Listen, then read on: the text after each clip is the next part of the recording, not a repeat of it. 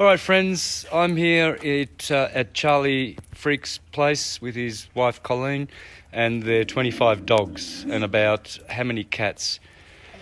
11 cats. 13, okay. 13. Yep, 13 cats and 25 dogs and a couple of horses. Anyway, the story is that all of these animals are vegan. And I had a vegan dog myself, and it was the healthiest dog you ever did see. And of course, the dogs who do have a vegan diet live longer, much longer than the others. In fact, you know a story of a Jack Russell that lived longer as a vegan than all other Jack Russells. Is that right, Colleen? 25 years old, I think. Okay, camera's on you now. So, 25 years old? Yeah. Okay, so if you 25 years old, and Josh was confirming that with me today, actually, too. vegan dogs, folks, healthy, happy. These are happy dogs. Lots of energy. Look at them; they're beautiful. They're absolute fine specimens. And this is a sanctuary. This is you've recovered these dogs, right? Yes, they've all been Rescued. One way or another. Okay. So no need to have murdered, butchered animal bits and blood to give to your dogs. That they really don't need it. It's unnecessary to support the murder industry. As long as there are abattoirs, there will be battlefields. And that's even for pets. You know, people who justify, oh, yes, but my dog's a breed that needs meat, that needs murdered, butchered blood and guts, and we need to support the killing industry. No, we don't. Here's the evidence. 25 different breeds of dogs, and they are vegan, and they're cats. The cats they do what they need to do. Of course, because they're out, you can't stop them, right? Exactly. I know that, but nonetheless, you wouldn't feed them meat, right? Exactly. So, but the dogs, absolutely, they are 100% vegan and very, very happy. And there's the proof. Look how loved these pets are. They don't need blood. Absolutely, they don't. This is it's absolutely false. And so, and if you want to support this sanctuary, folks, what do people need to do to give support? They can either give a donation to our PayPal. It's the Shire Animal, the Shire 777. Okay, let's say that again nice and clear because there was a few dogs. Shire? The Shire 777 on PayPal. And we also have a Patreon. It's the Shire Okay. Sanctuary. So if you can help folks as well, this is a wonderful, these dogs have been saved, you know, from who knows what. They could have starved to death or whatever. Oh, they absolutely would have Yep. been tortured. And being tortured as well. Some of them are they're quite frisky and aggressive, you know, especially when I come here, they bark a lot. But that's probably because, you know, they've learnt not to be able to trust some humans. You know, some humans are deplorable in their behaviour. And why is it that we can choose, you know, what murdered animal bits can go in our dog food to give to our dogs who really don't absolutely need it and live longer and healthier on vegan food? I was going to show how they prepare their food, by the way. Do you want to talk about that, how you prepare your food? You have a different way, right, your system?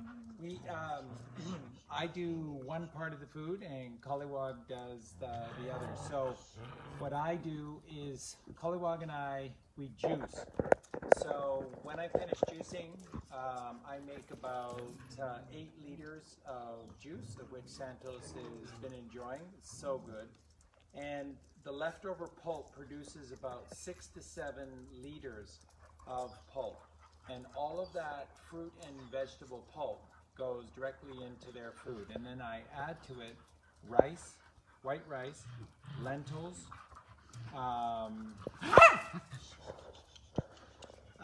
beets, wheat, soya, and this is all just all locally grown. And then And then Collywog does her part. And Collywog, after I come home with these gigantic 50-kilo bags filled with fruits and vegetables. And Colleen takes all the fruits and vegetables and she puts them in the Vitamix and she turns them into a beautiful puree of the vegetables. And so there's broccoli, cauliflower. So they have a soup then, do they? It's a thicker constitution. That's right, a thicker Oh, constitution. wow. And it's got juice, fruit juice, you mean? That's right, yeah. Wow, so they're getting fruit juice, lentils, rice. What was the other third? Soya, Wheat. of course, Yeah. all of our pulp that comes from all of our juicing. That's the main component to it. Ah, so they eat all your juice pulping. Wow, man, look how healthy they There's are. no waste at all when we cook or when we prepare something. There's no waste. Oh, this is Of course, divine. the pineapple rinds and the watermelon rinds. Oh my God, this is already permaculture just with animals. Yes. Living with animals. It's beautiful. Throw anything out. There's no waste. Someone asked, how do you get cats to go vegan? Because They aren't necessarily vegan because they go out and they hunt. that's right. So, but home cats, what would you do there if they were? Oh, they Like- love vegan food. Yeah, there you go. The mixture that we make for the dogs, not all the cats will eat it, but like they go out every night and they do their thing and they come back. So we don't know what they do. We don't want to know. But they definitely here they will eat the dog food as well. Yep. Yep. There you go. So this is beautiful. This is something that I proved myself by giving a vegan diet to our dog, Mocha, my little dog. You see her on Facebook.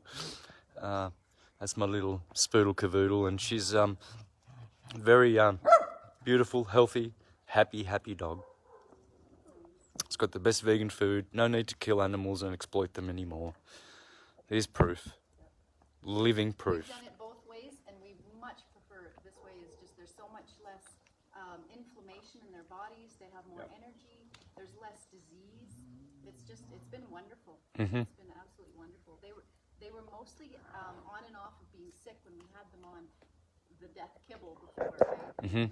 But yeah, it was the best thing we ever did. Yeah, for sure. You can see that.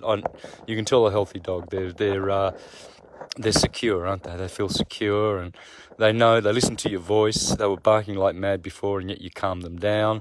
They're very obedient. Some are cheeky. You can see. Some are really serious. They've all got different personalities. You know, they've definitely all got their different personalities. I can see it already. This little black one's a cutie. Oh, Lucian. She's my pituitary gland. She's got a lot of. Wow. So 25 dogs, and they're all vegan, and they're all happy. They are all happy. Tails wagging. The proof's in the pudding. And they will live longer and healthier. They won't have all those diseases. Ooh, all those yucky, you know. The average lifespan here in Mexico for dogs is 6 to 8 years. Ah, I can imagine. When we brought our dogs from Canada, they lived 15, 16, up to 20. So, So, do you have to deworm them as much now? I bet you don't. no, and that's the interesting thing. He does all the scooping, so he knows Right. what's coming in and what's going out. So it's so much better. Yeah. They don't need to have all those worms inside of them eating all of the dead flesh. And we've done research on that, and now we have proof.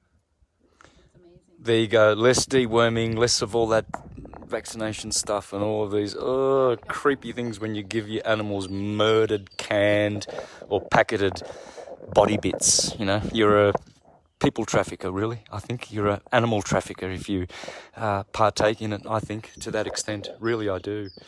There's no excuse for enlightened, awakened human beings to not convert now, you know, and to think, oh, I remember I had an argument on Facebook with a woman who I was, you know, taking or not being very nice to flesh eaters who perpetuate the culture of murder and exploitation of animals, and she was outraged, and she said, oh, well, I have saved 75 dogs in my shelter. I love animals. And I replied, yes, and you love some animals, but some you condemn to death and you eat their butchered bits and exploit them. It's like the mafia guy who in public he says, hey, I do a lot of charities, you know, I'm a charity man. Look at the kids, they're all smiling. But in the background he's murdering people. And that's his business, to murder them and exploit them and kill them and oppress them and steal from them like a pimp. And that's what we're doing when we're pimping on animals by buying murdered bits in our cans and giving them to our animals who don't even need them. You know, we're just pimps.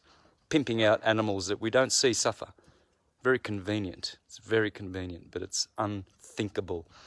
We're awakened now, human beings. So thank you guys for sharing. Now, once again, how can people support you by giving $1 a month or whatever?